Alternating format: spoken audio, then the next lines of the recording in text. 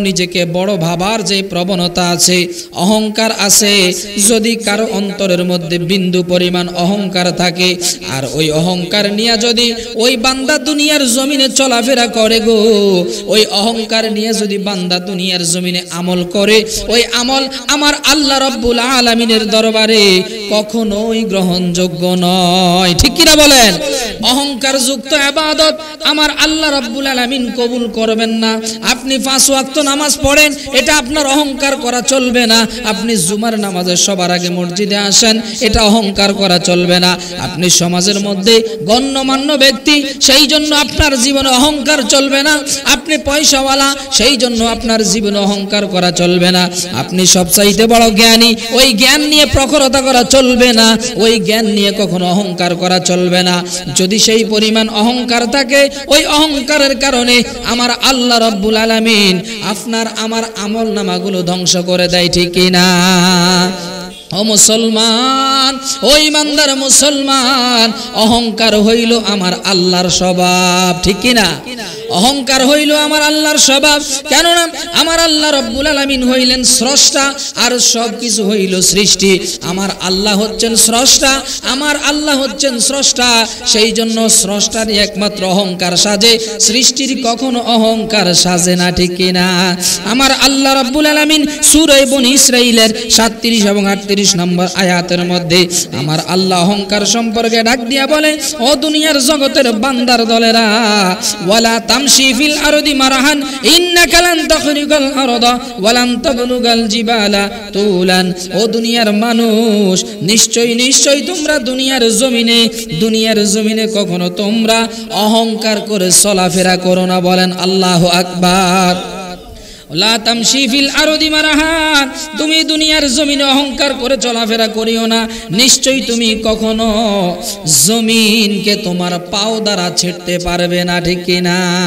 আমার আল্লাহ কয়, তুমি এত শক্তিশালী হও নাই যেই শক্তির কারণে তুমি তোমার পাও দিয়ে জমিনকে ডাবায়া দিবা, তোমার পাওয়ের আঘাত দিয়ে জমিনকে 2 ভাগ করে দিবা, এমন ক্ষমতা তোমার নাই। তুমি জমিনের চাইতে শক্তিশালী হয়ে যাও নাই।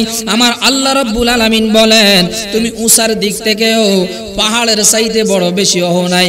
পাহাড় তোমার চাইতে আরো বেশি শক্তিশালী, পাহাড় তোমার চাইতে আরো বেশি বড়।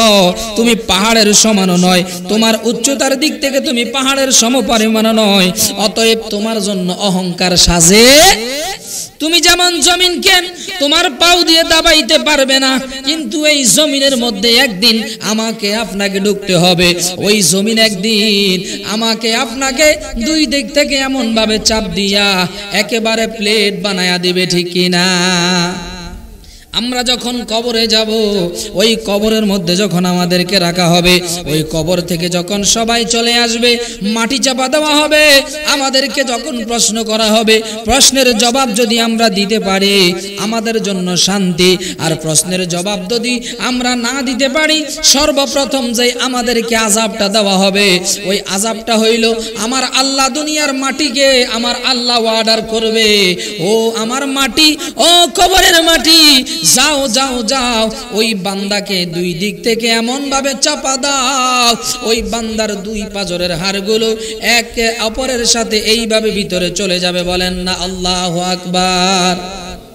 এই দুনিয়ার জমিনে মাটির উপরে অহংকার করে চললে হবে না, অহংকার থাকবে না। মাটির ভিতরে গেলে ওই মাটি তোমাকে প্লেট বানায়া দিবে। আবার তুমি পাহাড়ের চাইতেও বেশি বড় হয়ে যাও নাই, এই পাহাড় তোমার চাইতে আরো বেশি ক্ষমতাবান, পাহাড় তোমার চাইতে আরো বেশি উঁচা। অতএব তুমি পাহাড়ের সমতুল্য নয়। ওই সকল মন্দ বিষয় তোমার প্রতিপালক আল্লাহর নিকট অপছন্দনীয়।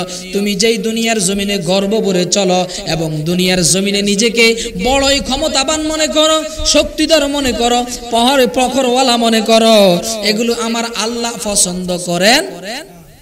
কখনোই পছন্দ করেন না। অতএব দুনিয়ার জমিনে ক্ষমতা থাকলেই ক্ষমতা দেখানো যাবে না। দুনিয়ার জমিনে ক্ষমতা থাকলেই ক্ষমতার অপব্যবহার করা যাবে, দুনিয়ার জমিনে টাকা থাকলেই টাকার পাওয়ার দেখানো যাবে না, দুনিয়ার জমিনে শিক্ষা থাকলে শিক্ষার ক্ষমতা দেখানো যাবে না।